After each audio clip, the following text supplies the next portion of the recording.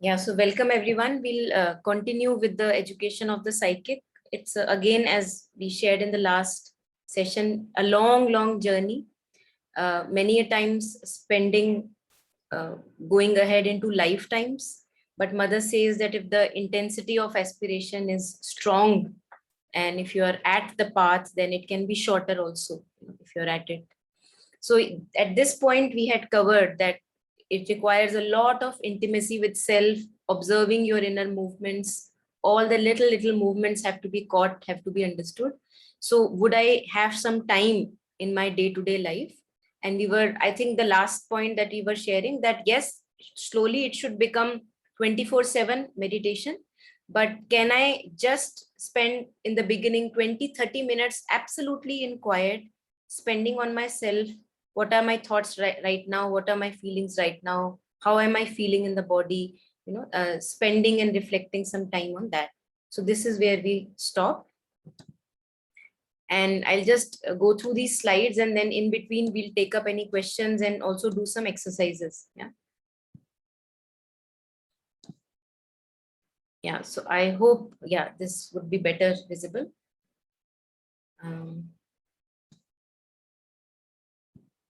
Man lives mostly in his surface mind, life and body. So Mother is saying that we live in our thoughts, we live in our emotions, and we live in our sense perceptions. Aaj yahan dard ho raha hai, aaj wahan dard ho raha hai. So this is our surface life.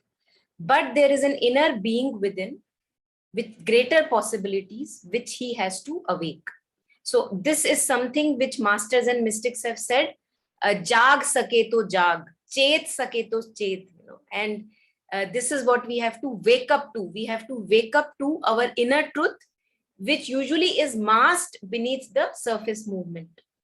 He has to learn to live in his soul and purify and orientate by its drive towards the truth, the rest of its nature.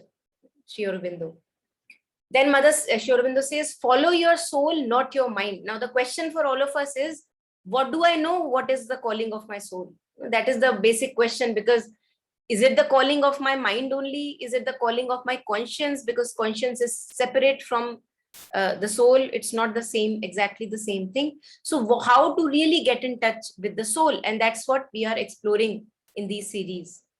Your soul that answers to the truth, not your mind that leaps at appearances. कुछ सुंदर देखा और भाग पड़ा उसकी तरफ, attract होके in vigor, in passion.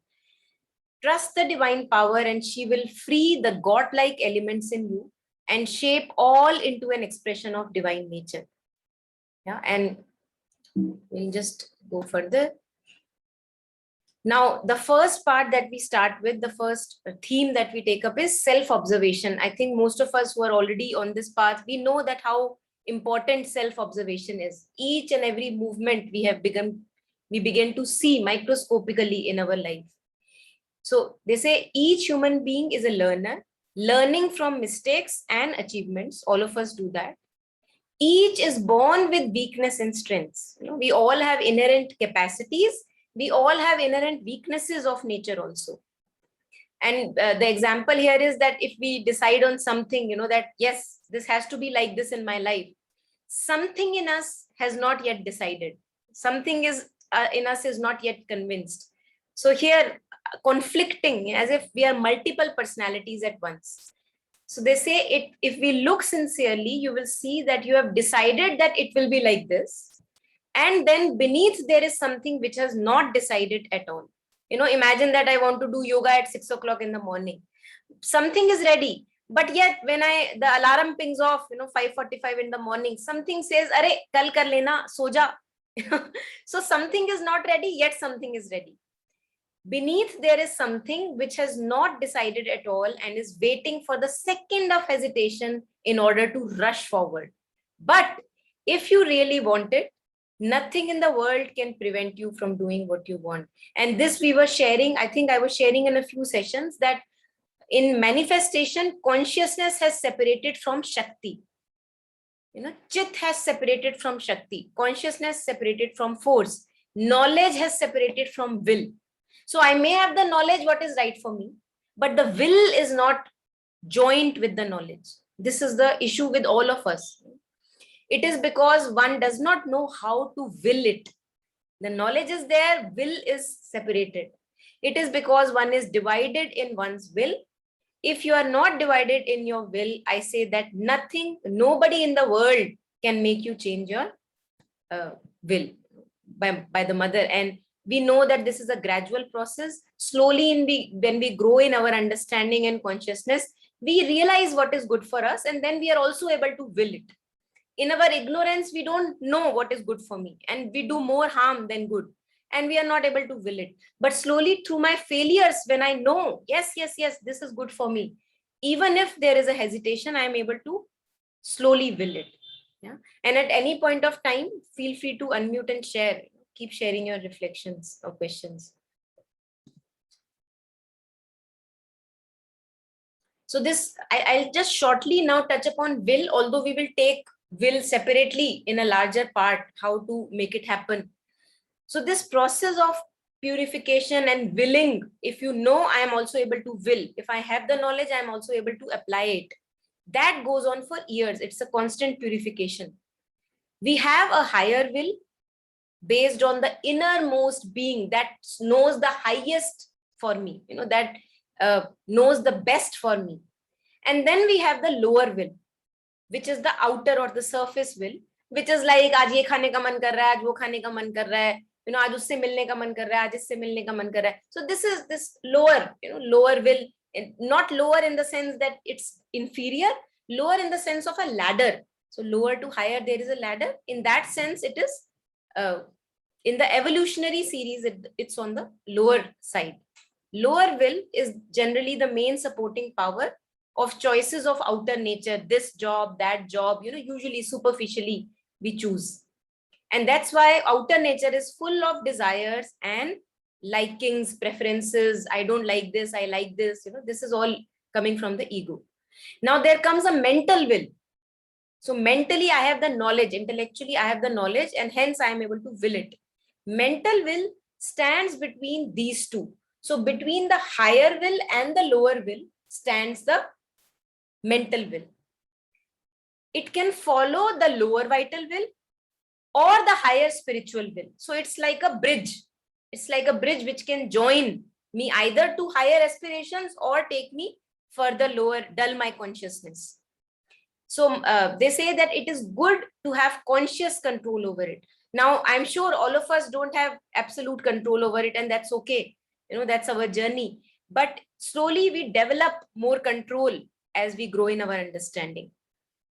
So if the mental will is under the influence of vital, which is the emotional being, I am feeling this and hence I want to do this, I am feeling that and hence I want to do that, driven by feeling. If the mental will is under the influence of vital, feeling, emotions, it will give favorable reasons for obeying the vital.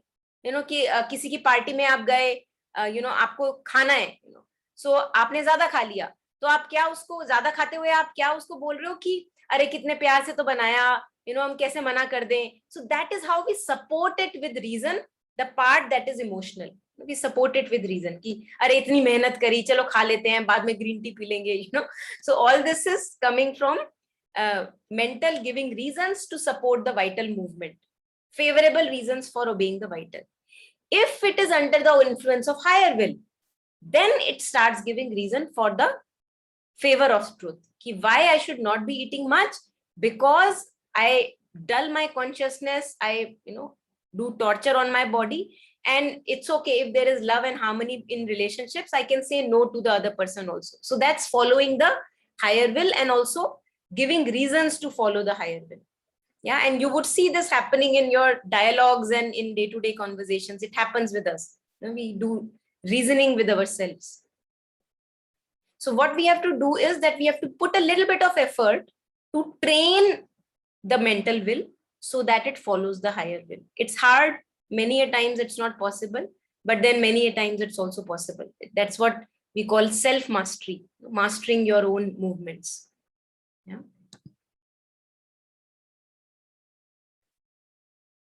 Anything so far, please keep sharing if there is anything in between.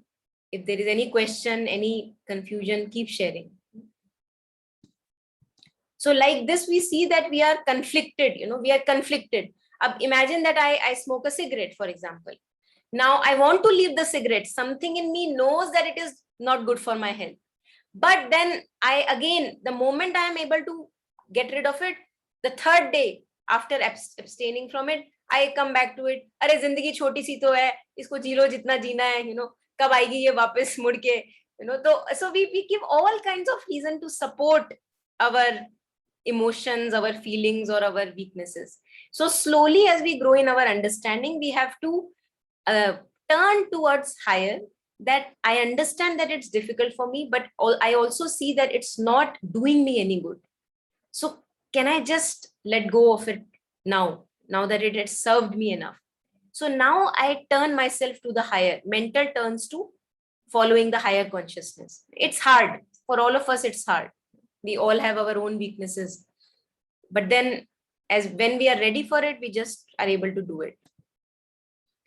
Now, in psychic education, why are we talking about self-observation? What is the point of self-observation? So Mother says that none of us is in single piece. We all are multitude of personalities. कभी kind होते हैं, कभी unkind होते हैं, कभी बहुत generous हो जाते हैं, कभी बहुत wicked हो जाते हैं. कभी फूट के किसी के ऊपर प्यार निकलता है, और कभी बिल्कुल एक arrogance और एकदम से indifferent attitude आ जाता है. So we are multitude of personalities. We are not single piece, and we are basic parts of us are thoughts, mental, vital, the emotional and the feeling part, and the physical, the bodily part, the sense perceptions. Many layers, even in mental, vital, physical, you have outer mental, then you have inner mental, then you have inmost mental. Yeah, so again, many layers in that also, not very easy to understand. And they are not often in harmony with each other. So the inmost mental may be ready for something else, but the outer mental is not yet ready. There is a song in Kabir tradition, Zara halke gaadi haako, O Ram gaadi wale. So as if the inner being or the spirit is ready to go forward, but the outer nature is not yet ready. So he's saying that please be kind on me, don't do so much of torture. I am not yet ready to leave the earthly life. And of course, integral yoga is not about leaving the earthly life. It's about refining, beautifying, even going deeper into purifying our earthly life. So these parts are not in harmony with each other. Emotions कुछ कहते हैं, mental thoughts कुछ और कहती हैं, body को कुछ और चाहिए, soul की कुछ और need है. So these conflicting things are there. They don't cooperate with the inner layers, and hence we feel divided and conflicted in ourselves.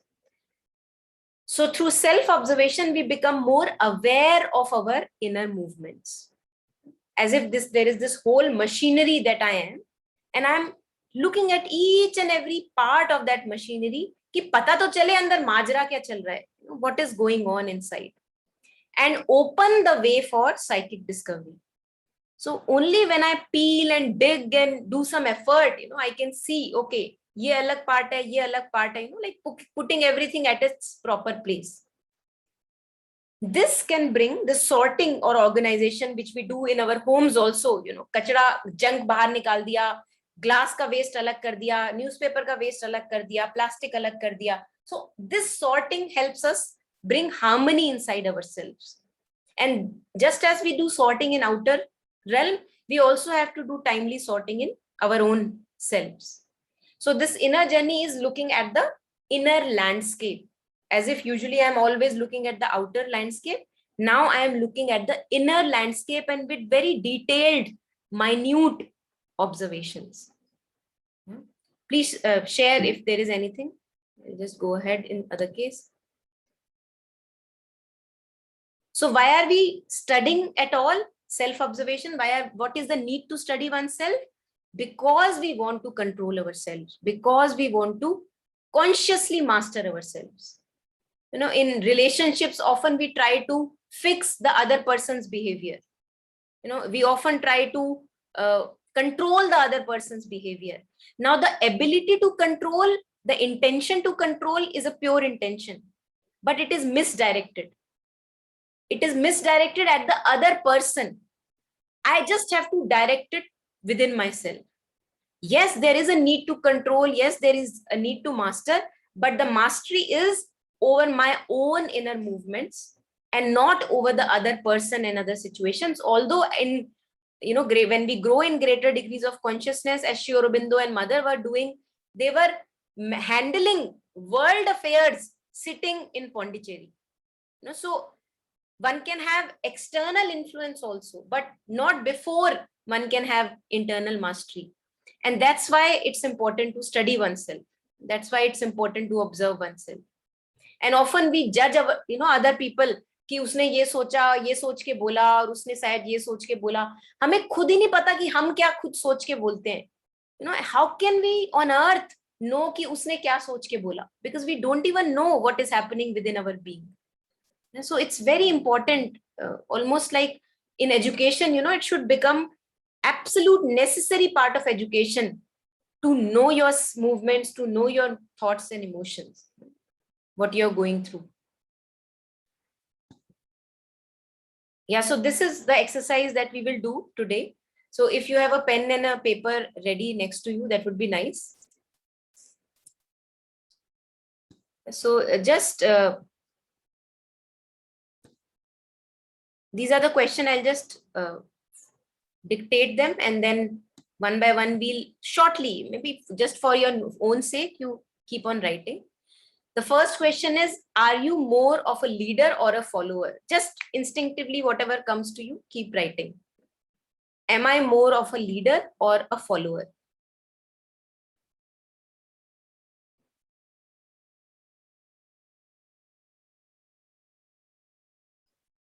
The next is, are you more like the past or the present or the future?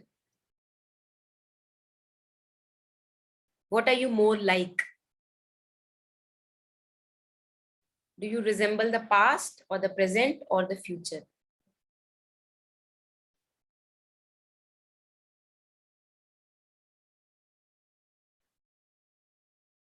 Are you more like a clothes line on which we hang the clothes for drying up, or like a string of a kite? And these are instinctive, responses. Allow yourself to play with them a little. More like a clothesline or a string of kite? More physical, more vital, or more mental? How do you see yourself? Do you see yourself more identified with the body, more identified with the emotions, or more identified with the thoughts?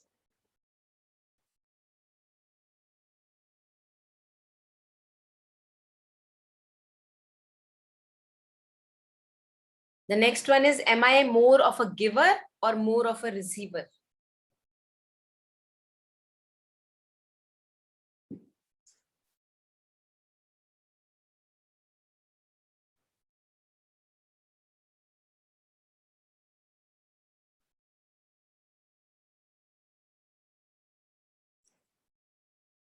More like a mountain or a valley? Who do you see yourself resembling with? More like a mountain or more like a valley?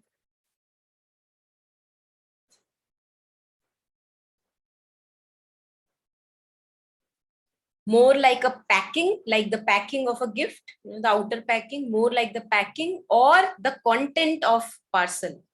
What are you more like?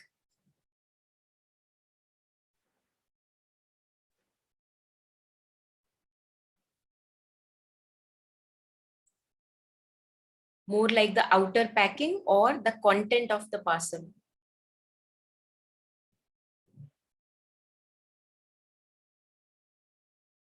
Yeah, and once we have done, I don't think we need to share. Obviously, if you feel like sharing, you can share. If you feel not feel like sharing, that's also okay. But reflect upon these questions at last. Was it easy for me to find these out for me when I was writing? Was it easy to answer these questions? Or did I get to know something new about myself by answering, which maybe I did not know earlier?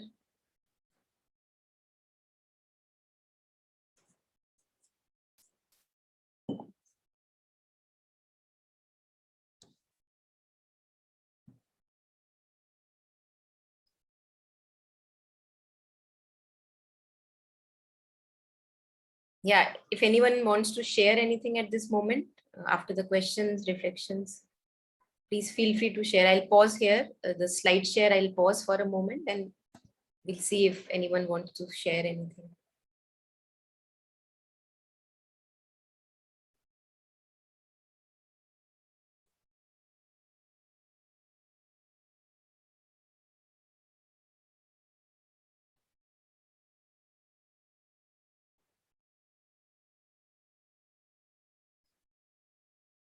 Any new observation while writing these reflections or responses? Or maybe it was nothing new. That's also okay. Nothing new, I've done all that. That's also okay. Yeah. Yeah, Sambhav, you want to share something? Yes. Am I audible? Yes, you're audible. Yeah, please. Okay. So basically, when I was answering these questions, I found that there's a lot of outward energy that I have, which is reflected in the answers like, are you a clothesline or are you a string of the kite? So I answered the latter because I feel that I'm not supporting other things to hang on me, but I'm more like supporting something that is flying high in the sky, and more of a giver or a receiver. So I found that I'm more of a giver because I like to share knowledge with people and I like to express my thoughts. And again, this question about whether you are a packaging or the contents of the parcel. So I found that I'm the contents of the parcel more because when I'm interacting with people, I'm not uh, wearing a facade and interacting behind a mask.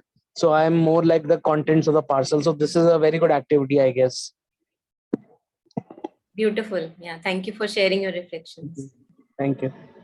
Anyone else wants to share? Yeah. Yes, Mohita, please share. Yeah, so for me, the interesting bit was mountain and valley. Like, it's like, you stand strong like a mountain and also you feel the depths of emotion in terms of valley. So for me, it was a very dualistic question, but yeah, it kind of helped me understand that it's both. I mean, you take both the roles at different times in life. So it was beautiful. It just helped me, know myself in a better way. Thank you so much for framing the same. Beautiful. Yeah. It's very interesting to note that at one point of time I can be the mountain and the other point, yeah, like the valley. Yeah. Very interesting. Yeah. Anyone who wants to share next? Yes, Swapna. Yeah, what I thought was interesting was despite my beliefs about myself, which right now facing a challenge, there's self-doubt. As I answered the questions, then I wrote down what I realized knew about myself was like I felt stronger than I thought I was. So it kind of, the questions and the answers allowed me to touch into something bigger than just my story about me at present. So yeah, it was good. Yeah, that's really very powerful. I also see that often we are so indulged in one particular challenge in our lives that takes so much of space, that becomes so big in our life, that as if I have no individuality other than that challenge. And exploring like this helps us to know that we are way beyond than our challenges. We are way more than our challenges.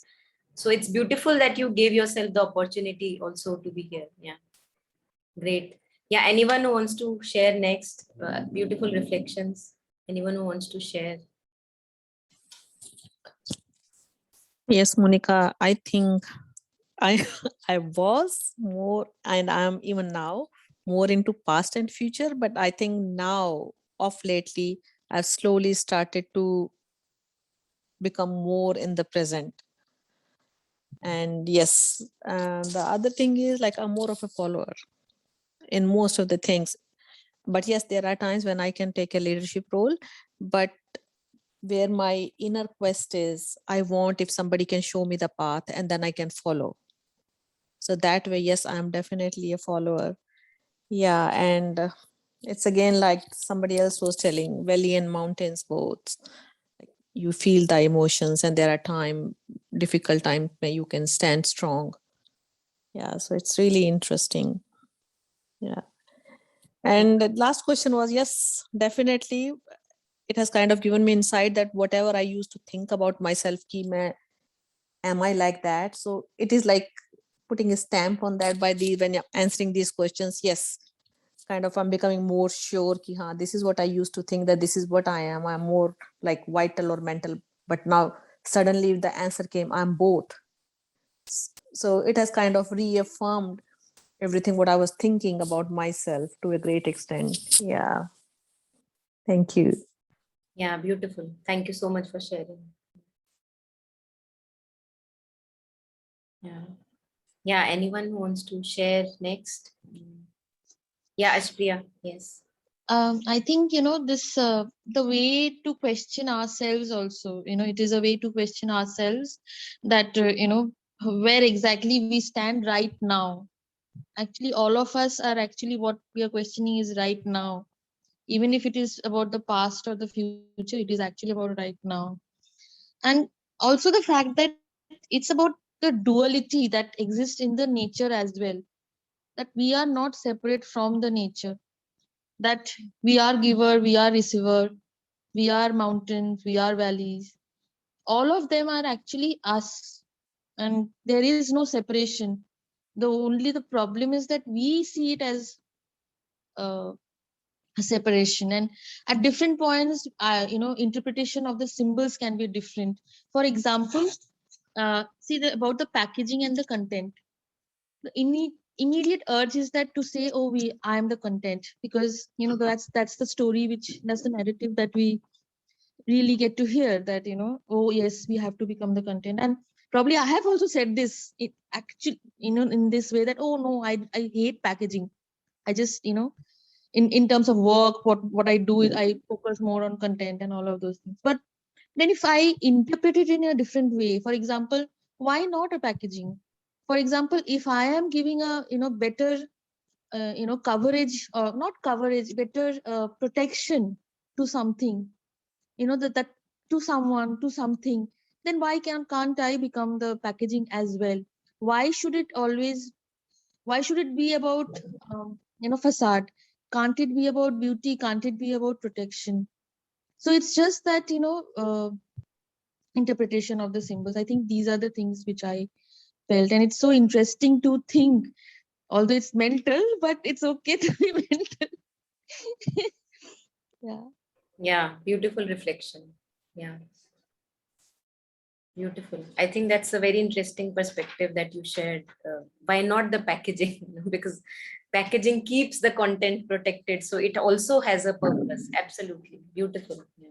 Yeah, and this question I wouldn't have thought, but because I'm questioning now, in different ways, that Mm. there is a duality, that there are different things. That's why this thought came to my mind. Otherwise, it would have been okay. That's just the narrative which we get to hear. Yeah, yeah. Bilkul, bilkul. Absolutely. Great. Thank you for sharing. Yeah. Yeah, anyone who wants to share next? Josna ji, or yeah, Josna ji, please go ahead. Your questions are very well formulated because you have given a duality which each person must have lived at some stage or phase in his life. If you take it as of now, then some things apply. But then if you take it as a composite whole, we've done it both. So it reiterates your own conviction in what you are and where you're headed. And you realize, oh, I was this, but I'm headed here. So, like you said, leader or follower. Um, there have been instances when I have taken up the leadership role, but there are more instances when I wanted to be a follower and I remained one. So, everywhere, but few define where you can say that yes, I am less of a taker, I'm more of a giver. Or that now, like you gave mental, physical, vital, but actually you may not be any of them alone. But then it triggers your mind to start thinking that, can I define myself in this framework? Like Aspriya said about the packaging, I had similar thoughts. I resonate with what she says because a packaging is protective, okay, and attractive. So some people will relate it to being more towards the vital, whereas the content is more towards knowledge or the mental. But in reality, we are often the packaging for our family. We are often the packaging for our parents. But at work, we are very often the content. So beautifully formulated, Monica. Yeah, So, actually, Jyotsna ji, these are not my questions.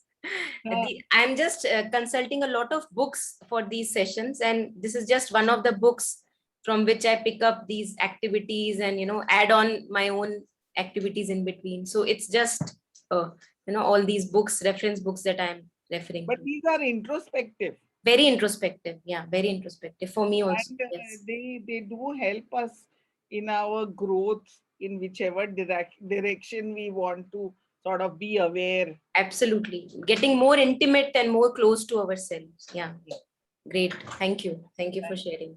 So, Birenji, anything from your side? Would you like to share anything after the exercise? Yeah. Yeah, so I only, observation was at some point in life, we have alternated between these different roles, and depending on circumstances, it may be possible that one of these different opposites may predominate, basically.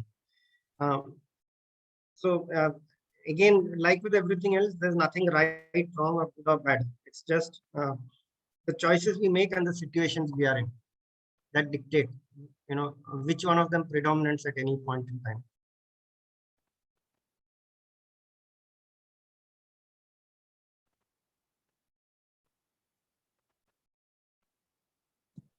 Thanks, Birenji. So let's go ahead. We have done this activity and we'll just move on now. Now we are going to do a little meditative exercise, trying to understand the nature of our own consciousness. So bear with me as if you can follow a little what I'll be saying, which will be after this slide. When I close after this slide, then we'll do that little activity.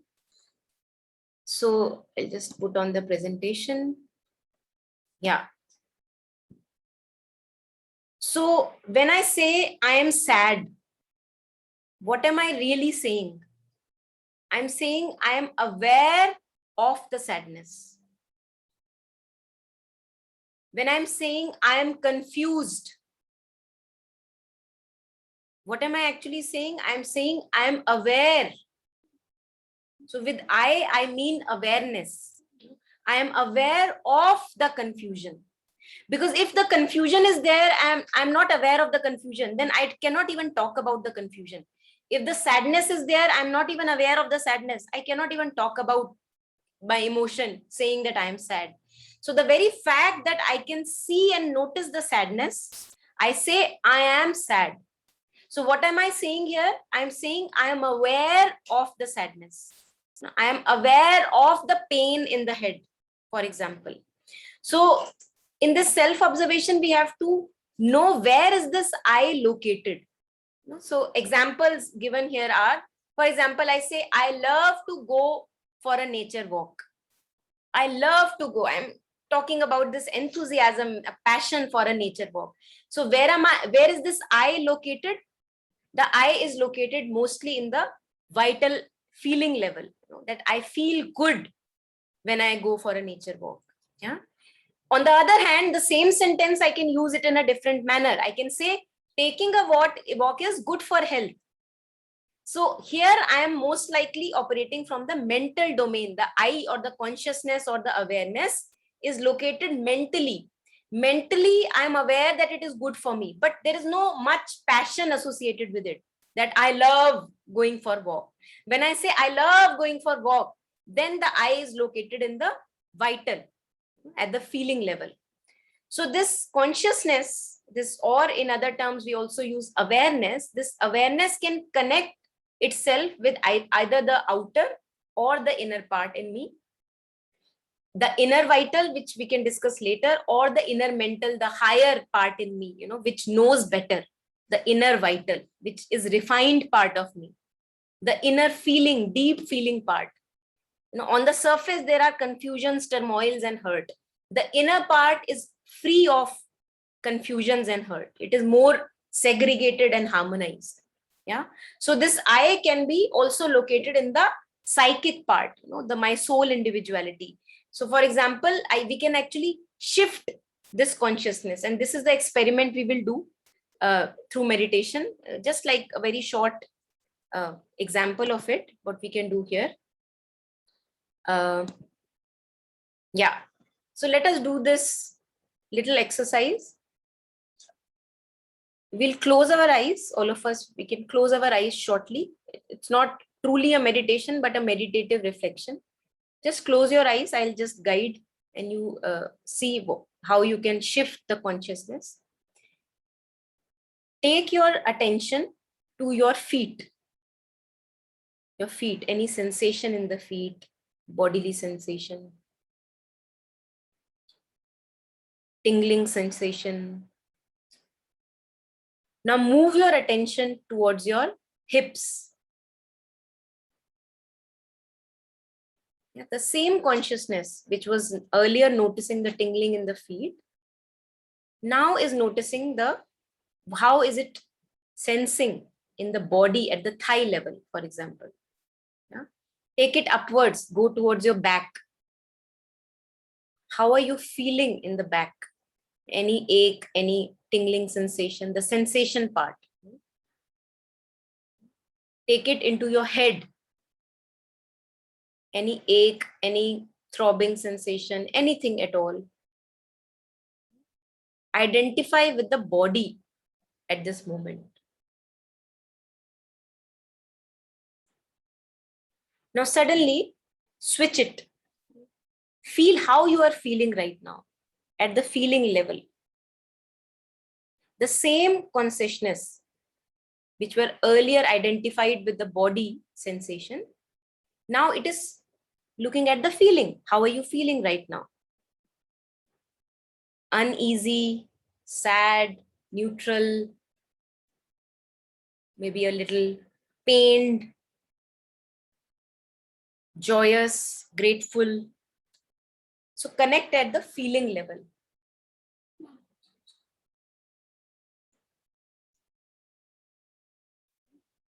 Now remember a remark coming from a person. How did that remark made you feel? Maybe yesterday, day before, maybe somebody said something to you. How did that make you feel? So the same consciousness is now reviving at the feeling level. It's allowing you to know how you feel. Now go towards your thoughts. What are the thoughts currently in my mind space?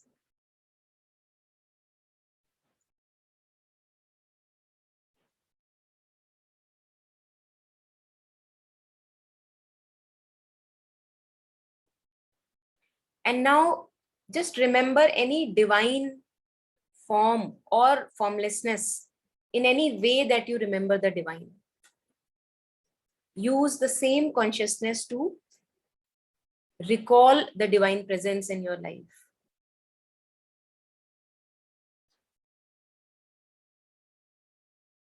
Yeah, and notice how the whole sensation, the body, the feeling, it changes.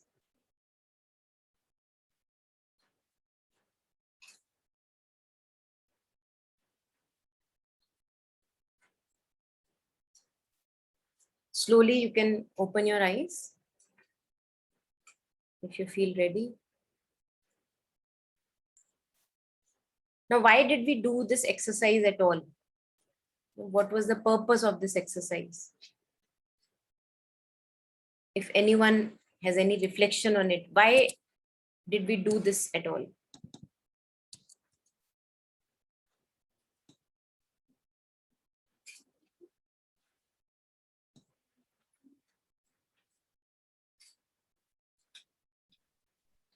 I could offer something to start to get the ball rolling. perhaps where we put our attention, or where I put my attention, it becomes my I. So it's like, if I'm thinking about a criticism, then I see myself that way. If I'm thinking about the divine, then my whole sense of my presence on the planet, or my identity essentially becomes much more expansive, just to compare two from this exercise of what happened for me. So yeah, it seems to be just like where the thought flow goes, and then the identification with that as the I seems to come with it. Yeah. Thank you, Swapna. Yes. Anyone wants to share why, what is coming to you? Why did we do this exercise? What could be the purpose of this exercise?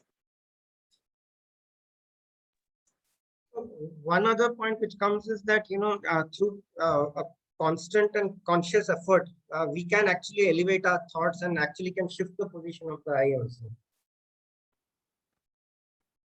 Yes, beautiful. Yes. Yeah. Also, what I realized is that somewhere on the line where I was shifting my consciousness. I mean, while I was experiencing all of that, I was also kind of cut off from it.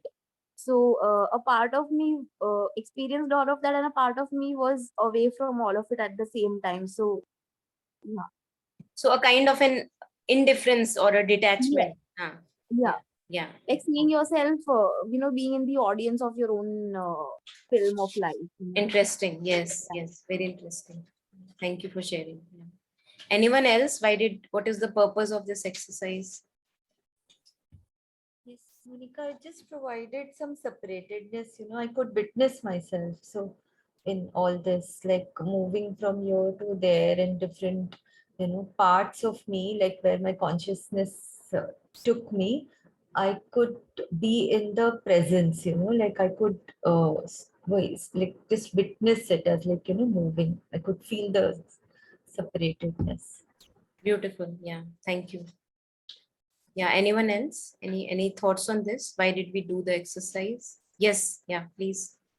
I think sorry. Please go ahead. Please No, go no, ahead. it's okay. Sorry. Yeah, also because I think when we thought of the divine, maybe just to realize that whatever thought we thought about which happened in the past nothing matters today. So maybe that could be one of the reasons. Very interesting. Yeah. Aspriya, you want to share next? Yeah, what I think is that without this consciousness, nothing actually exists. Be it the body. How do I know that there is a body? Only because the consciousness is there, I know. Apart from that, there is nothing else. Till the time we are witnessing, that is not happening. And it is true even for things which are outside our body.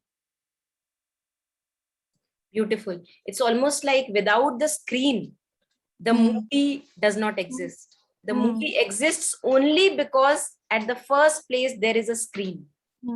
But we forget the screen. We don't look at the screen, we go to watch movie in the theaters. All that we see is the movie. I totally negate the screen as if the screen does not exist. But when I am actually looking at the movie, as you are sharing, that all that we see and observe is because of the consciousness that is there. So all the movie that I'm actually seeing, where is the movie taking place? On the screen. So although I'm staring at the screen for that 1.5 hours, but as if for me the screen does not exist because I'm so lost in the drama of the movie. And this is where remembrance, we call remembrance, sumiran. We forget our true nature. Our true nature is this consciousness that we were moving around. This is the screen on which everything takes place. But because we are so lost in the drama of thoughts, in the drama of feelings, what happened in the past, what happened in the future, what is happening in my body, maybe an illness, maybe something. We are so lost in the drama that we totally as if ignore. That is why we call it ignorance. We ignore the presence of the screen. We ignore the presence of consciousness. So that's why ignorance is the cause of our miseries. It's not that the true nature is far away from us. We just realize that the true nature or the consciousness right here, owing to the fact I'm able to see my thought, see my emotion, but I ignore it because the drama is so interesting that I ignore it. Yeah, so the drama actually gets in. If I I've tried this, it gets interesting, but then there is this shift where we feel that it is actually not so interesting. मतलब वो मजा आ तो नहीं रहा है, मतलब सोचते हैं कि मजा आएगा, मजा तो नहीं आ रहा है. Then when मतलब फिर वो लगता है कि यार गड़बड़ है इधर, Golmaal. I think it's beautiful if one can actually downplay the drama. We actually overplay the drama. For us, the drama becomes everything. And that's why, if in one part of my life I am in misery, it just takes over my whole of life. And when I can actually see that actually mein itna maza aa nahi raha is drama mein, I can underplay it. There I see that, okay, things can be okay even like this, I can be resolved in the middle of unresolved dots. It's okay. And the opposite also is true, huh? Bore hona. The thing is about bore hona. I have heard this, and I think I have also said this so many times. I am getting bored. There is actually the fact that we are so used to this drama.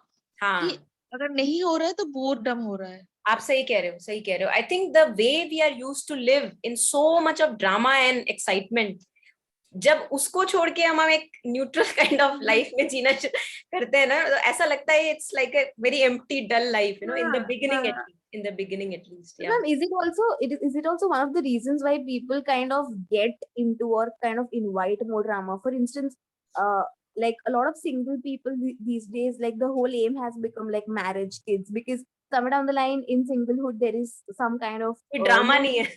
Drama nahi. Exactly. So it's like there's so much duality. At one point you don't want all that drama, at the same point the boredom also gets too much. So the whole point is to then just find out that balance somewhere in between, that it's okay to not invite more chaos to life. You cannot avoid it actually. I think if you have to go through certain experience, you will go through. And I think progress can be anywhere. Growth of consciousness can happen in a marriage, out of marriage, going through divorce, not going through divorce, doesn't matter. All that matters is growing of consciousness. Definitely. Yeah, and then we invite more drama also. Like even if we are single, उसमें भी drama चाहिए. Exactly. Then it's like we'll have a free life and मतलब stories around it. That has to exist. वो अगर नहीं रहता है, then problem. Yeah, we are interesting creatures. We are very comic creatures. Somehow the way we are made. Yeah. Any more reflections? Anyone? What I was noticing is that how it appears so challenging to shift the habit to be away, like to identify not as the screen, using your analogy, to be in the drama, to be in the worries or the fears, like that has a momentum and a habitual side to everything too, anyway, that I see. It's like a rolling wheel already. And then I can do an exercise or will myself, or through my consciousness, identify as the screen. Or a moment ago, I went to just like taking my attention to the back of my body. It's like just simply that, like just stepping back and putting my attention there, and then everything softens and the power of the bad stories or the worries and fears diminish. Yet it's so interesting how it can sometimes even unknowingly go back to that old mode, and that seems the habit, to break that habit, to stay in that something that's freer, or the screen as you call it. Absolutely. Like to create that habit. Yes, it's an old habit, identifying with my thoughts, identifying with my feelings and the sense perceptions, the desires. It's an old habit. It had a purpose in my growth, as a human being. And the more I get to know that it's not serving me well, it's just creating more and more conflict in my life. And if I really want a simple life, then the more I can identify knowingly as consciousness or as the screen, as we were sharing, So it's actually a free will based decision. Nobody can push me into this. Even after this session, I may go back into my old habit because the momentum is so strong, as you put it. The ball has been set rolling in motion, and it's lifetimes before it really comes to a complete halt, the tendencies and patterns. But all that we do is, as we grow in our understanding, I realize that what is serving me, what is not serving me, and I slowly put a halt to that momentum in my own little ways. And it takes a lot of time before it comes to a complete halt. And in the process, I'll have to go through all challenges, but I think it becomes just more, I would say, joyous. I would say, usually life is a tumultuous process, but the more we go ahead in a process that, yes, this is making me do good to my own journey, it's actually helping me on the path, it is softening me in the process, breaking down my ego. First the ego has to form, only then break down. So all that, if you see it happening with yourself, then it does not become so much of a suffering. Pain may be there, challenges may be there, but suffering then ceases to exist. I think suffering is something which we create when we are not yet ready to let go of our own old habits. Once we are convinced कि अब ये habit तो मुझे serve नहीं कर रही, छोड़ना पड़ेगा, ये जिद छोड़नी पड़ेगी, stubbornness that I have, then slowly I get ready for the path, more and more, more and more. And it's again, one has to be really kind in this process. It's a gradual process, slow process. We cannot torture ourselves. On this. And with that, it seems there needs to be faith, like that in order to break that other habit, there needs to be a lot of faith and surrender, because like a decision is needed or change is coming, and it's like, seems like, but I have to think about it actively, or make my pros and cons list, or, the mind tussles with the options. And part of stepping back, as I was saying a moment ago, there was like, well, how, it felt so peaceful and spacious. And in that moment there was, but then how will the decision come? And then you're back in the old habit, because it's like, oh, but there's a decision to be made, and then it's already back into the other way of doing things, of running around in the mind. Yeah. So, and the mother said that's the very thing one shouldn't be doing. So, Swapna, we have a lot of vital energy. This life force that we have, it's so outgoing. I think Sambhav was sharing earlier, it goes outward. It's like, as if bubbling energy, and all that it wants is just like a rocket. The energy propels the rocket outward. Now we have this energy in us. All of us are troubled mostly by it because it's not channeled in the right places. So Mother and Sri Aurobindo say, either you channel it at the right places, you develop artistic faculties, you learn some music, maybe give yourself to some higher cause, something where the energy gets channeled, so much of energy, bubbling energy. Or what it does is, otherwise it becomes impatient. That, oh my God, where will be the decision coming from if I become the screen, for example? If I take my stand as consciousness, where are my decisions going to come from? Now the thing is, I have not yet allowed myself to be the consciousness, or allow myself to knowingly take a stand as consciousness for a long time. Before doing that, I'm wanting to take a decision. And that's where we slip again into the old habit of the mind. So before the decision was actually could be given to us, I would say, usually the decisions come to us. If we are able to hold this space within ourselves, the decision come to us. Okay, but we are not able to wait. This is the problem of the life energy. And that's where it's beautiful if we can know our natural inclinations, know our natural talents, put time and energy there, and hence wait in the process for the decision to come. For some people, this waiting is easy. Natures are different, Some people live more in the mental, some more in the vital, more in the body. For some people, waiting can be suffering, full of suffering. So if waiting for me is full of suffering for a decision to come, I have to work on myself so that I'm waiting also, I'm taking care of my own life also, yet I'm not suffering in the process.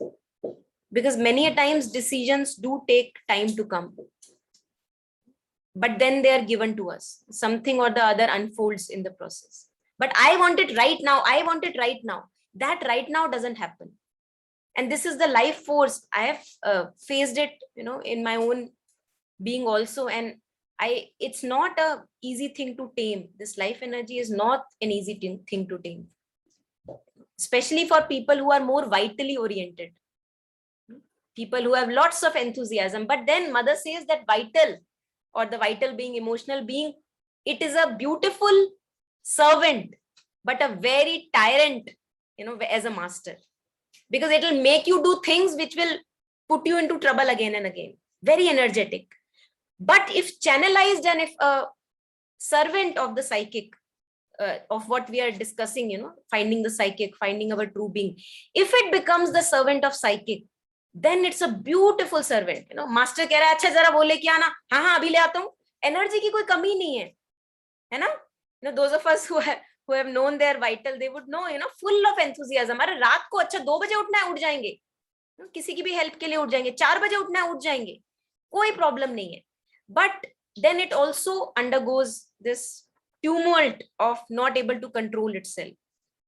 So its taming is a very difficult part. Mother refers to this conversion of vital as the most difficult part in our being to tame. But once under the influence of psychic, then it's easier. Not completely overcome, but easier. Yes, I just suddenly had the idea of, like, if it can be done, like if anyone's been to the gym or done any exercises, even from the physio or something, and you have to repeat them, you have to do a set of 10 or a set of 20 or whatever it is. And I was thinking, well, that could be a good job in that waiting, because I agree with you. It's that waiting time till the decision happens, right? Till mother shows what it is, or reality just simply unfolds.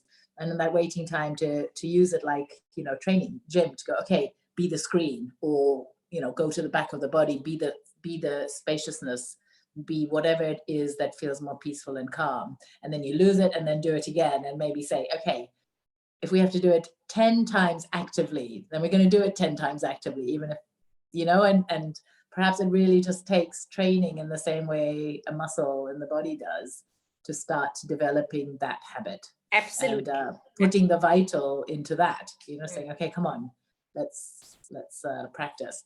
Yeah, absolutely. And I think we just have to learn to be okay with ourselves. Things will be going on up and down, here and there, in relationships, in workplace. We just have to learn to be okay with ourselves in the middle of all that happening. I think we give things and happenings too much of importance at the cost of our sanity. So my sanity has to be foremost.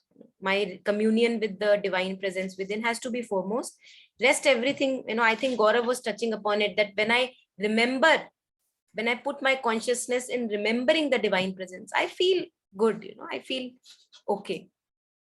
I feel expanded and taken care of. And that's the connection. You can actually identify in your consciousness. I can take a stand as the psychic, as the divine presence. So what do I choose at one point of time? At one point of time, I may be in the psychic. Consciousness is identified with the psychic. I know myself as the consciousness. Yeah, calm, relaxed, wide, untouched, as some of you were sharing, a bit detached, witnessing. At other point of time, I may be indulged in the drama. But even when I'm indulged in the drama, I do not cease to be consciousness. I'm still the consciousness. I'm never away from my true nature. But I forget. And in that forgetting, it brings me suffering. But I don't cease to be with myself. So mother actually says this, what we were, discussing on the slides. Mother says that, let me just, this slide.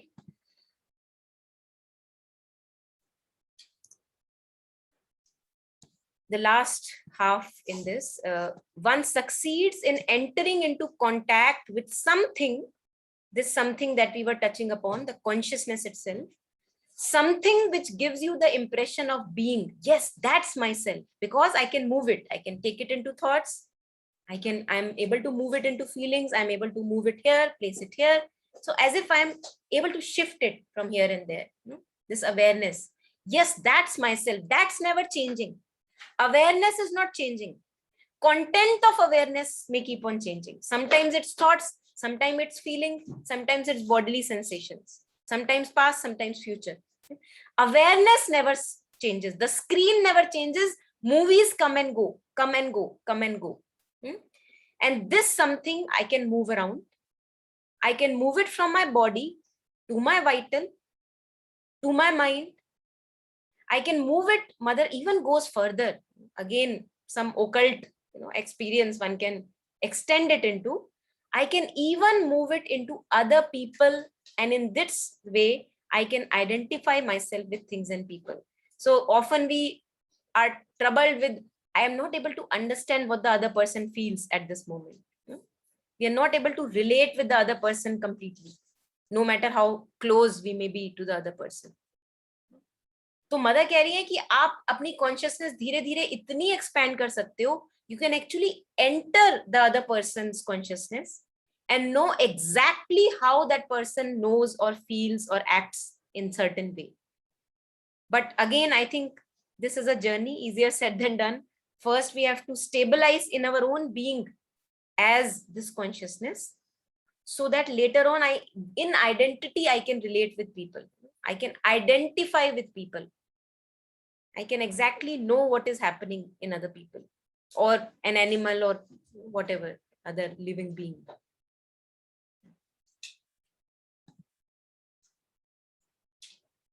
I think the crux of the issue is a conscious, constant awareness of one's way of operating. If you operate from a location of a constant conscious awareness that what am I up to? Why am I reacting? Is this what I really need? Or I have so much energy. Am I channelizing it? Am I aware what manner I'm using it in? Then it's even possible when you have a conscious awareness that right in the middle of a fight, you become aware that, oh, I was talking absolute nonsense. This is not supposed to be a part of me, and you keep quiet.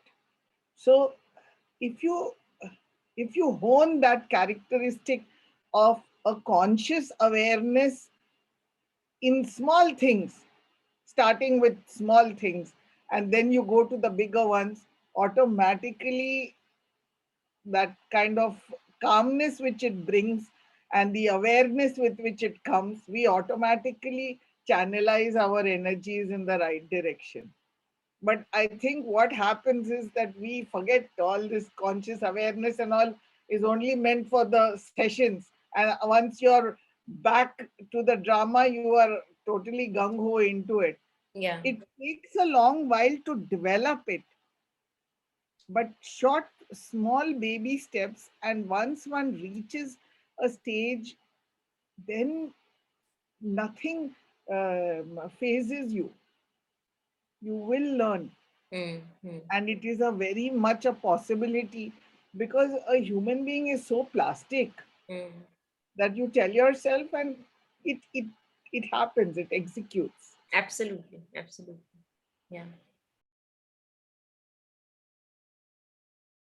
So just continuing, we were discussing that there are conflicting parts in us. One part may want this, the other one does not want it. Different parts of the being which are not always wanting to do the same thing. The emotion says something else. The body says I am full, but the emotion wants to eat. The mental gives up reasons for why I'm wanting to eat more, because the person has prepared it with so much of love. So the example here is that early morning I may want to just get up and rise and do something yoga or something, but something in me wants to sleep longer, because the reason I give is I went to bed last late night. It was late in the night. So a small discussion starts within, and this discussion happens at many phases. This is just one example. Throughout the day, if you notice yourself, you are discussing with yourself. We are all discussing with our own self. अच्छा ये करूं कि नहीं करूं, अच्छा उसको कैसा लगेगा, we are evaluating, we are discussing. So if we can notice that which part will win ultimately, which part we allow, actually, we are only giving the allowance, which part will win. Whether I will sleep longer, saying that I went to bed last night late, or whether I would say, no, if I have taken a decision, let me just stand by it. Which part will win? So this here we can actually make a conscious choice when we are ready to make a conscious choice. We have to be ready. The readiness has to be there. If I'm not convinced, bhaiya abhi is path pe mujhe nahi chalna, to it's okay. You follow whatever one has to. But if I'm ready now to have more mastery in my life, then I can push myself. From inertia, we have to push ourselves. I often talk to my children, when we are not we have to go to bed, also have to brush the teeth, but we are feeling, sleepy. So I just tell them that we have to push, we have to push. Otherwise, the old habits die hard. So once you give in to the old habit that, oh, let me not brush the teeth today, then the other time it will be much easier to fall to that, the tendencies ki yaar kal bhi to nahi kiya tha, chalo aaj bhi nahi karte. So it's very good to push, not think, and just push yourself from inertia and do it without much thinking. So this conscious choice about which part will win, and then you can be in charge and influence your life to be in harmony with my highest aim, which is to live more simplicity and with more refinement of daily movements of life. Do what I really want to do. Don't give reasons against it. Yeah. So anything here, anyone?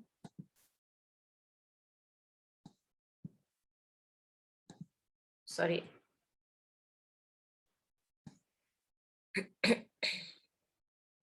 Okay, so again, just kind of observing our own self throughout the day. These are the questions which we can ask those of us who want to write or just read through it.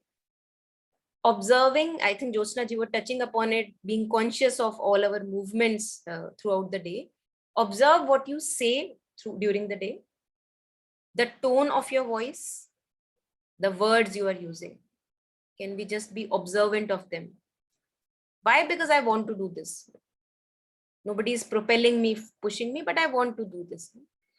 Does the voice sound irritated when I'm talking to a person, maybe on a phone or to another one next to me? Does the voice sound irritated, or is it a friendly voice? Just observing these in myself. Are the remarks that I'm making, are they very inviting in nature? Like they're welcoming, full of empathy and kindness? Or are they closed, like shutting down my own self and the other person I want to shut out? What are these remarks like that I make?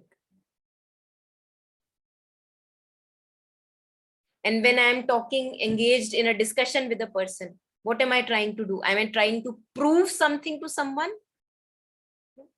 Am I trying to prove that I am right? What I am saying is right, prove my ideas are right?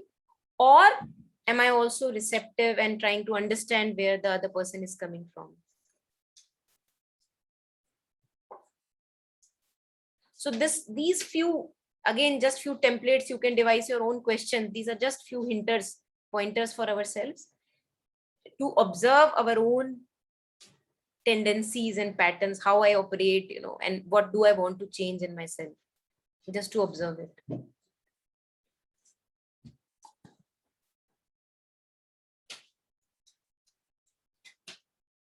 So this is the last thing that we'll do today. Again, a little bit of exercise for us, meditative exercise. I'll just keep on saying and you keep on reflecting. And if you want, you can write down. I'll just close your eyes for a moment and we'll sink into it deeply. And we'll write down if we want, or we can just notice and note down in our own mind these reflections. Okay, so if you are ready, just stay with me. Close your eyes. 3 deep, long breaths, slow inhale and slow exhale. I hope we don't sleep in the process.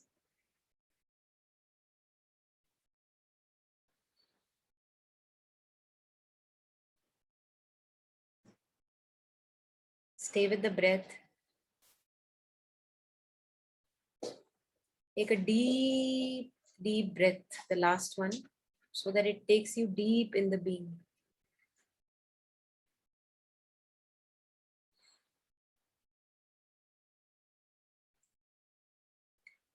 Now let us focus first on the head, our thoughts. Observe your thoughts.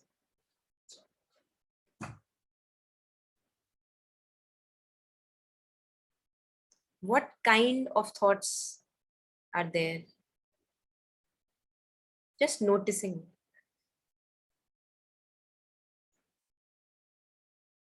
Are they positive, negative?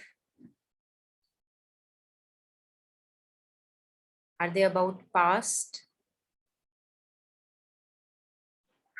or about the present?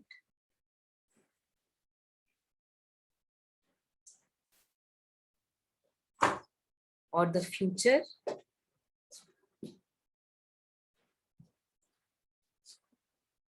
If you feel like noting down, you can note down. If not, you can note down in your head. Are they more about you? Are the thoughts in your head more about you? Or are they about others?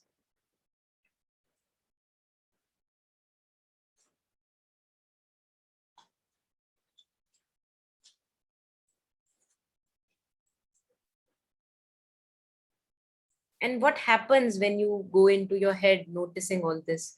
Do you get engaged and you get to talking with your thoughts? You begin a conversation with the thoughts in the head?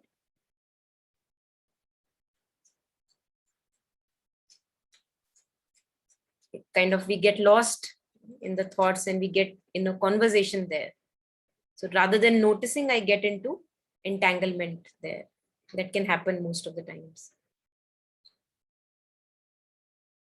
And when I am noticing my thoughts, are certain feelings also arising? Notice if there are feelings also arising with certain thoughts.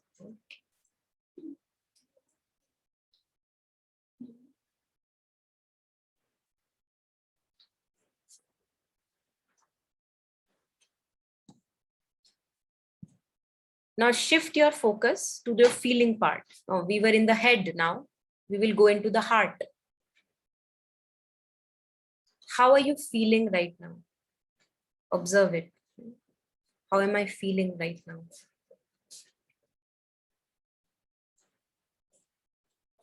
Are these feelings about my own self? Or are they about others? Directed towards others?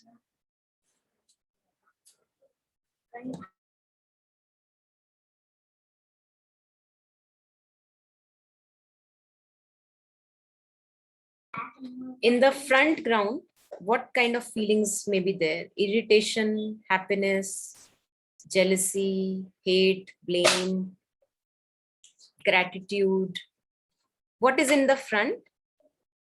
Many things may be in the back, but what is there right now accessible to you?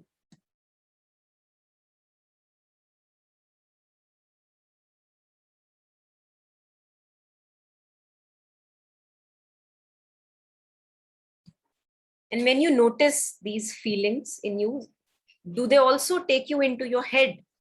Do they connect to certain memories, maybe past associations, past memories, maybe future inclinations? So when you touch the feeling level, notice if it takes you into the thought or future or past memories.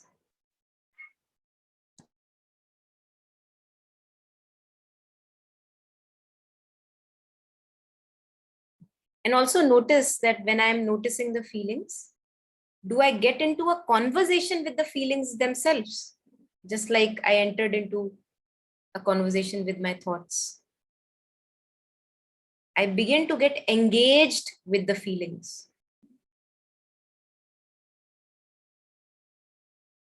Does that also happen?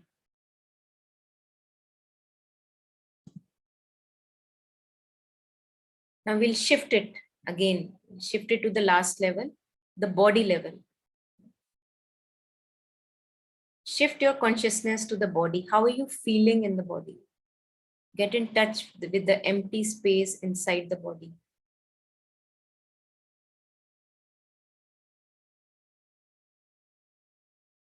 Is the body relaxed, or are there a few places which are tense or restless? Just notice, keep on noticing. We just have to notice.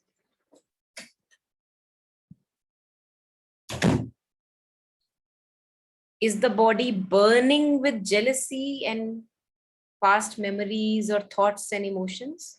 Because many a times mental and vital take over the body. Yeah, so the body burns with emotions.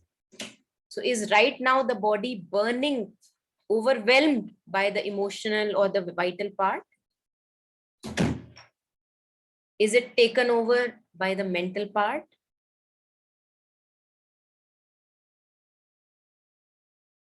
And hence I'm tense in the body, maybe stiff in my back, stiff in my neck. Can you spot any of them?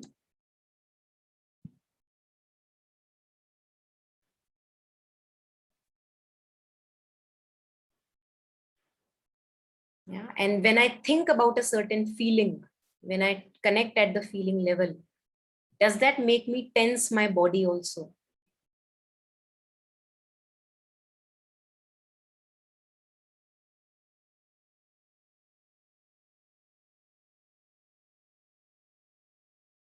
Does my breathing change when I connect at the feelings level? Does my breathing change? It's very interconnected. The vital is connected with the body very strongly.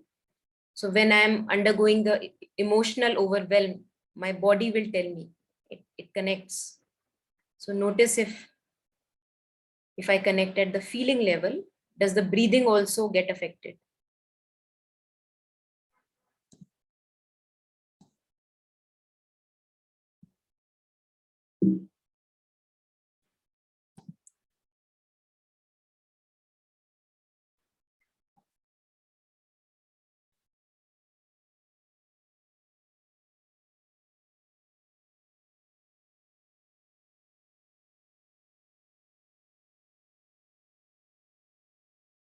So this is just one simple, I would say, tool, one can use to first of all move oneself, कि अंदर चल क्या रहा है, अंदर मेरे अंदर माजरा क्या चल रहा है. Often we get so lost in the external world that we don't check in. So this tool is something where I can use it to check in what is going on here at the emotions and at the body level. Just a checking in tool. जैसे एक supervisor आके factory का निरीक्षण करता है, अच्छा यहाँ इस कमरे में क्या चल रहा है, उस कमरे में क्या चल रहा है, यहाँ वर्कर्स काम कर रहे हैं कि नहीं, अच्छा इसमें पानी की जरूरत है, so just like we checking in our offices and factories, can I check in using who I am, the consciousness itself, checking in into different facets of my being, the parts of my being, doing a supervision. Now, what is to come out of this exercise, that is very individual. Each one would progress in a different manner through this observation. But the tool is there with us. And if we take apart like 20-30 minutes, or even throughout the day, one can continue to do it. It does not have to stop at all. It can just continue. Then we will always be connected कि मेरे अंदर क्या चल रहा है. Usually हमको बहुत time बाद पता लगता है कि मेरे अंदर क्या चल रहा था. Just like, when I got diagnosed with cancer in the beginning, I actually did not know कि मेरे अंदर क्या चल रहा था. As if I was totally disconnected from my thoughts, emotions, and the body. Only when the disease came, like a big thing, that's why disease is a big thing for us. It shakes us. Only then I thought, अच्छा जरा check कर लें कि अंदर चल क्या रहा है, अंदर क्या माजरा क्या चल रहा है. So only then I was able to kind of tune into my own being and see कि अंदर क्या, किस part में क्या माजरा चल रहा है. So we don't have to wait for big diseases to come and wake us up. We can actually wake us up anytime, whenever we are ready. And just like that, we can also use it with our children or people who are around us, we can influence that. Okay, what is going on in thoughts? How are you feeling right now? Body level pe kya ho raha hai? very little simple tools which we can use with our kids also. And kids respond, especially the little ones, they respond very beautifully. So I'll stop here and I will open the floor for sharing and reflections if there were any sharings that you want to share at this point of time.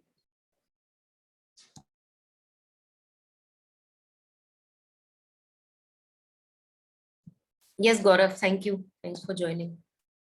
Bye-bye.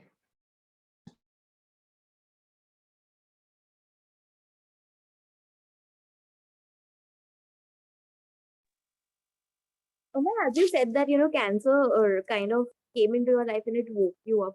So would you say the same thing for death also, like for loved ones? I mean, does that, because, you could actually, after like losing a loved one, you can actually see a difference in yourself as well. It's like your previous self is no longer there and you just feel a lot of awareness in different areas of life.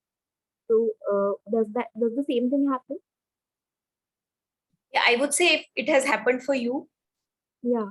It has, you say that it has happened for you, it has turned you more close to yourself, right? Yeah. Yeah, so I think these experiences are again can be talked on very various levels. And I agree with you that death, especially of our loved ones, when it shakes us from our core, it actually serves as a wake-up call in one sense. Thank you. Yeah.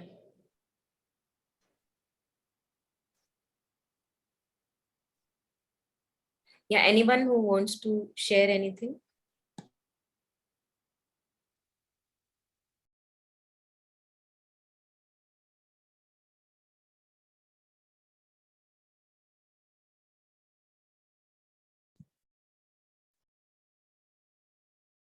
What are all these experiences doing to us, especially the harder ones?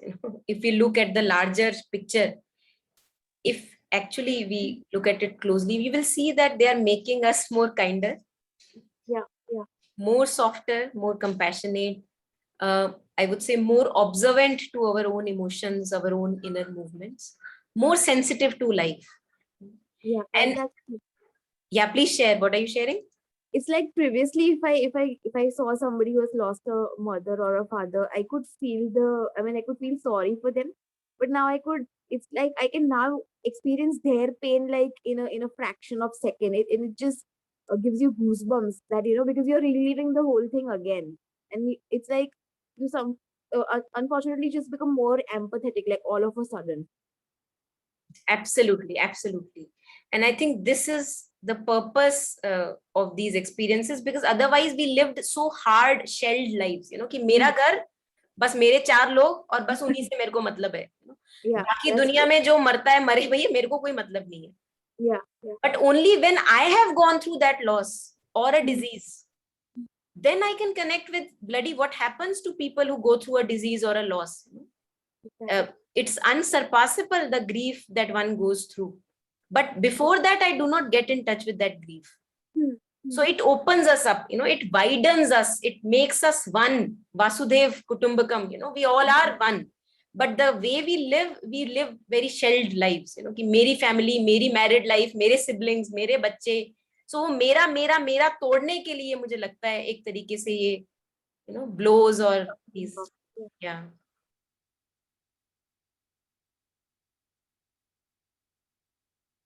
But the मेरा is so strong कि वो उसके बाद भी पूरा नहीं टूटता है.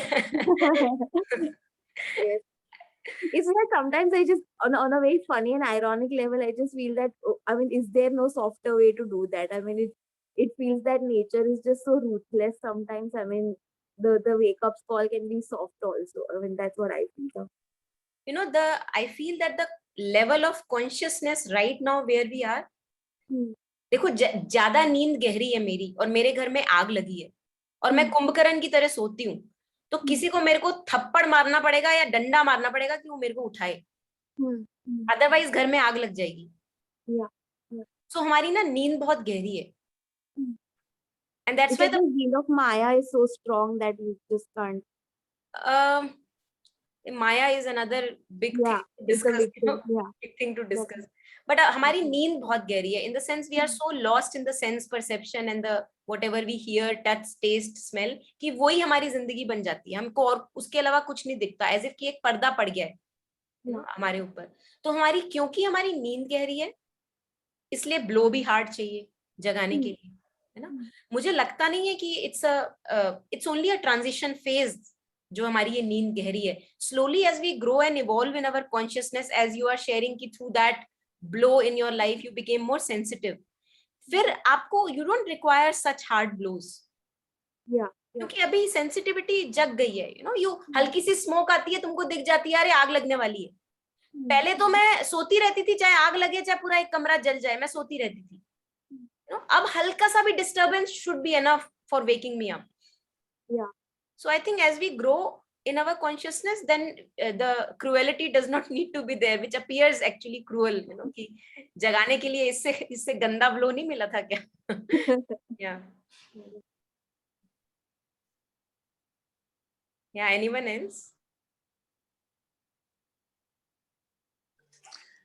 You know how you were saying, Monica, about this observation exercise that we did at the end, and we can be doing that for longer periods of time.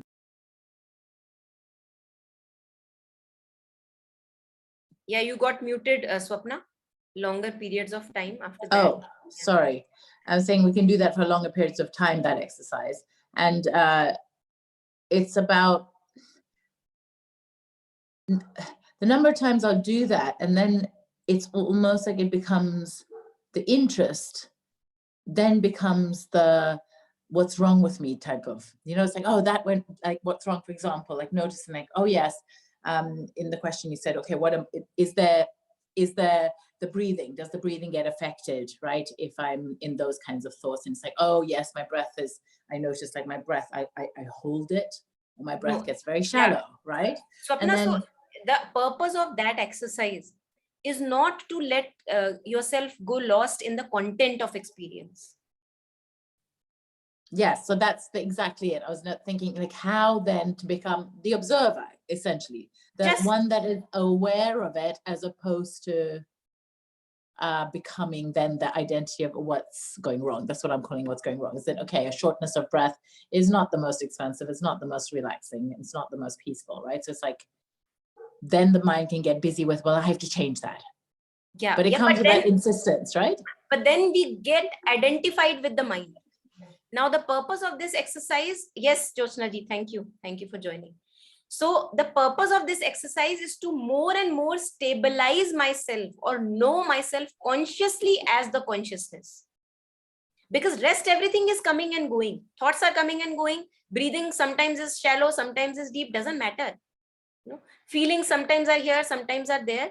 What I am knowingly stabilizing myself as is the consciousness itself. Because if I get lost in the content, nothing for me changes, the suffering remains the same. So the purpose of this exercise is that one thing which does not change throughout my experience is consciousness. So then it goes back, it seems then goes back to that, what I was noticing earlier about, okay, then it just takes practice. Practice. Right? Because it's like staying as consciousness, being identified as consciousness happens for a shorter period of time than the amount of time that goes into identifying as basically drama. Yeah. Someone else is calling it, right? And so it becomes, okay, is that it? Simply getting back on the horse. Getting back on the horse is identifying as something broader, identifying as the divine being. Exactly. Because I can remember the mother in my mind, yet it may not transfer to a whole experience of it, right? There may not be a sense of peace or being taken care of. That's okay. I can just, right? Yeah, that's okay. And this is beautiful, getting back on the horse again. This is, so you never cease to be consciousness. You always are consciousness. That's how I am aware of my thought, because I am awareness. I am aware of what I am seeing because I am awareness. I am aware of the body sense perception. That's because I can feel the headache. How can I feel the headache? Because I am all the time awareness. So I am, although never away from my own true essence, but getting lost in the drama I forget to notice it. So this noticing has to come back again and again. Okay, I am the awareness, I am the awareness, I am the awareness. So this is what you were referring to, getting back on the horse again. You're always on the horse. But I have to remind that I am on the horse. We are never away from our true essence, which is the essence of awareness. I'm never away from it. Really. Yeah. So this is something like, the example, I think Rupert Spira gives this example, the actor. If the actor goes out and plays the role of a villain, he may get lost into the drama of the villain. That's true. But he never ceases not to be the actor. He's always the actor. He's always the actor. Even when he has lost himself into the drama, he's still the actor. So Anupam Kher goes out, plays the role of a villain. He's lost into the drama of the villain. Now he says, oh, I'm the villain. Oh, I'm the villain. I'm suffering. He is not the villain. He's still the Anupam Kher. But he does not remember that. And that's why remembrance. Who am I? Who am I? This awareness that makes everything happen. It's a long process. People call it non-practice, because you don't have to practice it, but it needs effort, because we get into forgetfulness. I never cease not to be myself. I am always myself. I'm always myself, or the awareness. But the remembrance is the other. Yes, and it's interesting that remembrance, I notice for me, if I'm with, I mean, of course, this is not 100%. I was going to say, if I'm with others, like if I'm just out and about, whether it's in life or whether it's talking to someone in a shop or people I know, often the drama calms. I say it's not 100% because there's moments I long to be away from people and be on my own, but I'm just noticing many times.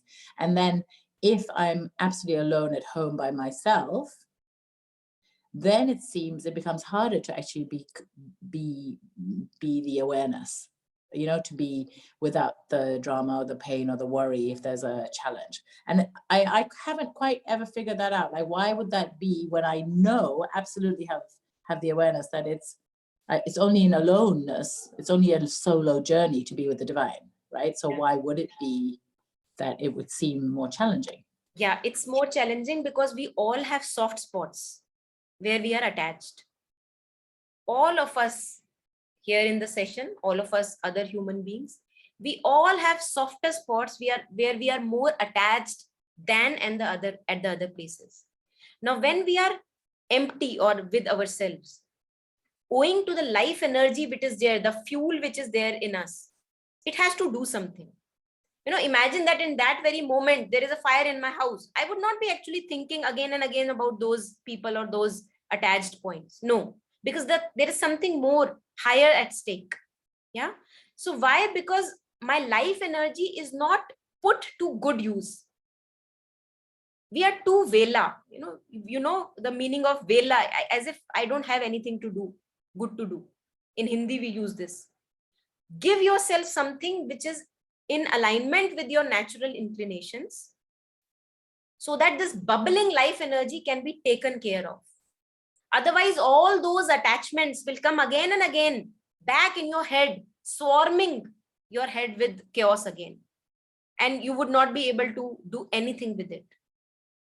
Yeah. So either I have to realize that these thoughts are not doing me anything, and consciously I put my focus back on the mother, or knowing myself as consciousness, because that's what I want to do. Enough of all that misery. Or else I involve myself in something higher, something which requires a lot of effort, so that my energy gets channelized. Because with this life energy, it's very hard to be contained and silent. And we must put that energy to good use. Otherwise, all those places where I am attached, they will come back again and again in my head, in my feelings, swarm myself, overwhelm me with their presence. And they will appear so real. Yeah, I absolutely hear you and understand you about that, Monica. I think the piece I meant was that, like, literally, if I'm out of the house and just amongst people, There's one thought in psychology, right, that says we're social beings, us human beings, and we need others. We need the company of others. Yet in the path of yoga, it's about doing it solo. Solo in the sense it's in the alone moments that one can truly be with the divine, right? And especially if you live in the West, right? There's many times you're completely alone. In India, I see it's rarer. There's always someone ringing at the bell, or you live with other people. Yet somehow here, I just noticed the minute it becomes like almost four walls or an apartment or a room, and it should be or could be this beautiful opportunity. And I hear in those moments, it's about channeling the energy, putting the energy into something good. But I don't quite get the phenomena of why is it that if one is among, or for me, if I'm amongst other people, then it can just feel, yeah, somehow the vital and the mind can't do its thing. I haven't quite, yeah, I don't know if you understand that process. Yeah. I don't quite get it. Yeah, I think I understand what you're saying. I think, Swapna, one thing which comes to me here is we have forgotten how to be truly comfortable with ourselves.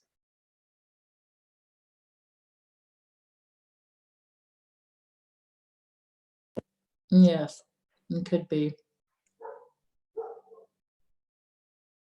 How to be truly, truly, intimately comfortable with our own company. Have we forgotten, or is it just a part of the consciousness that we need to evolve into? I think we can tell it both ways. That we are involved in so much external all the time. And also the way it is portrayed in Bollywood movies and otherwise, in socially conditioning that we get, that you always need to have a mate, you always need to have a companion. So that gets into our cells. And owing to that conditioning, I feel that if I am okay by myself, then there is something maybe wrong with me. I'm not okay. Something is missing. So I have to be, I feel, that's just one of the reflections, and others are please welcome to share. I feel that I just have to be more and more okay with myself. Yeah, I think I somewhere on the line can connect with what Swapna you are saying right now, that the influence of pop culture and overall society is so much that if you are happy alone in your own company, then it's somewhere on the line it's wrong, or maybe you are psycho. It's like it's the way it is shown and the way it's portrayed, it kind of can get to you if you don't connect with yourself or you don't enjoy your own company. But a lot of women now, especially for women, somewhere on the line I've just seen that dichotomy in our society, wherein if even for males it's difficult, but for a woman also somewhere on the line it becomes more like a question mark, that why is a person happy, or even for example, if say women of certain age kind of enjoy eating out, or go all out in a cafe or enjoy their own company. Somewhere on the line, I don't know why that kind of stereotype is still there, ma'am. Why can't it's not about male or female stuff, but why can't one just enjoy their own company and be happy about it?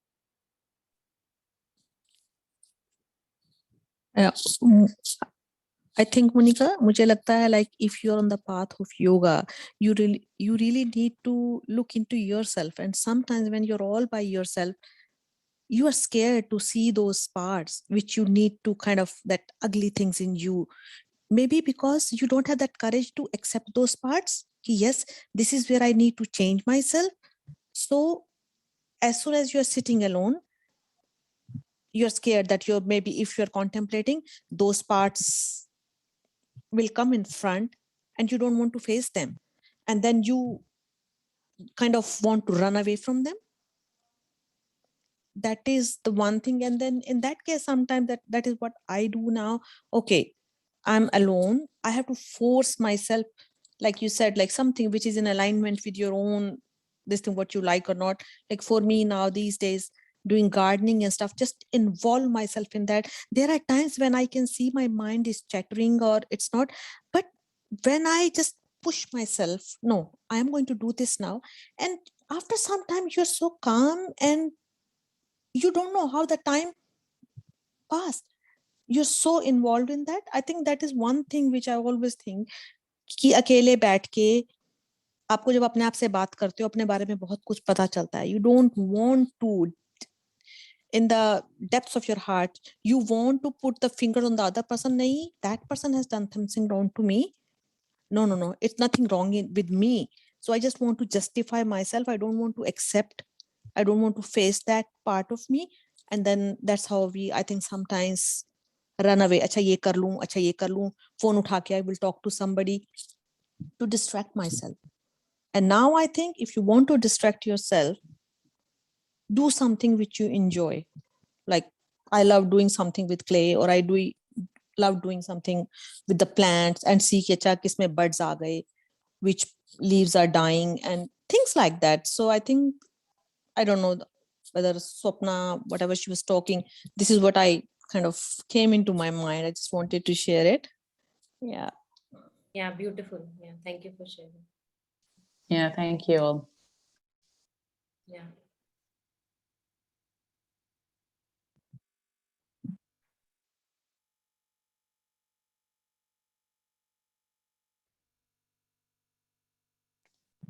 I think it seems to me a big, like a repeating message, if you'd like, that is coming is just the need to, like what you were saying, Monica, the will gets divided or separated from this higher goal. And I see in myself this higher goal or wish or aspiration has been there for a long, long time. You know, perhaps this birth I came in with it. I don't even know, it's so old, of being much more with the divine, or having the mother as the companion, as the chief companion, or that expansiveness and peace. The seeking is there, the wish for it is there. And the mother says somewhere, you know, that in direct proportion to your strength or to your weakness, there is the strength. And so it's inverse as well. You know, the challenge, this aspiration is so great and it's so deep and it's so beautiful, yet in direct proportion with it, there's all these challenges to my own company, my own self-observation, which happens in my alone times, and a lot of time by myself when I'm actually someone that can feel very happy and quite well in a group setting, you know. So it's like the opposite keeps happening though. There's lots, and so it's that's just the journey. Yes, it's just to strengthen the will, so that, as you said yourself, that my own choice to be more expansive, this higher choice, can actually prevail.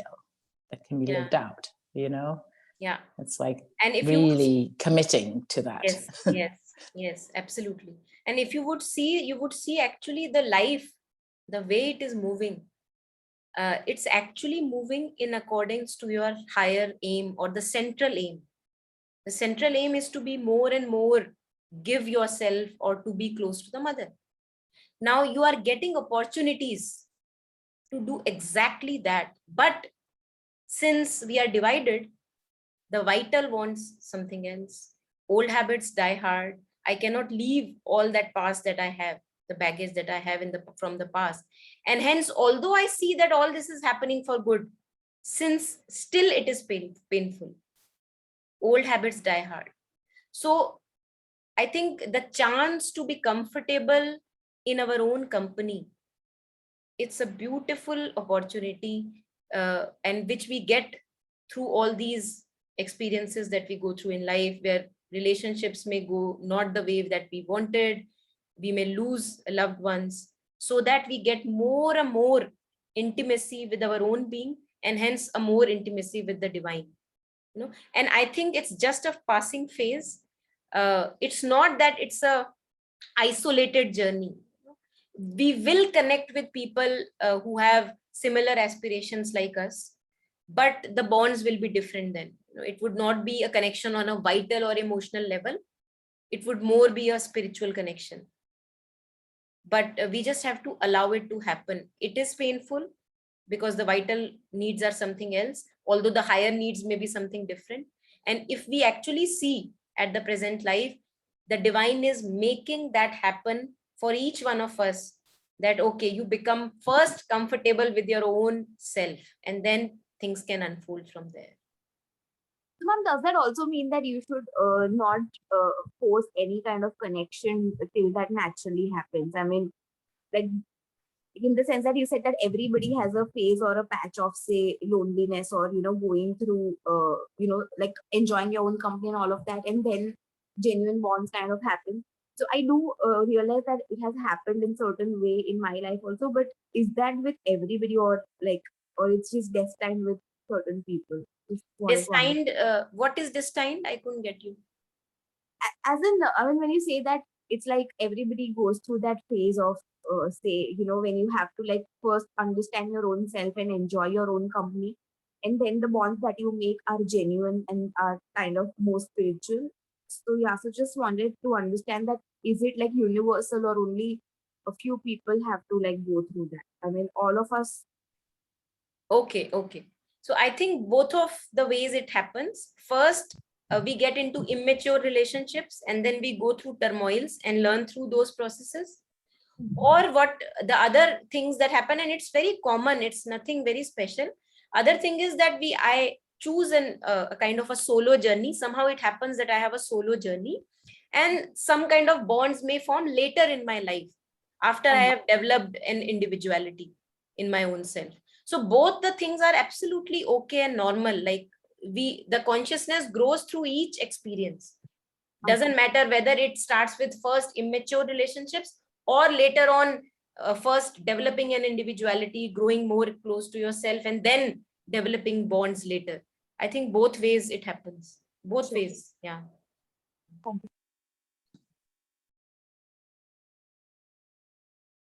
Yes, Aradhana ji. Yeah. Great. So anything more? Anyone? Any last few reflections to share? Good sharing. Thank you, all of you, for sharing your reflections and questions and everything.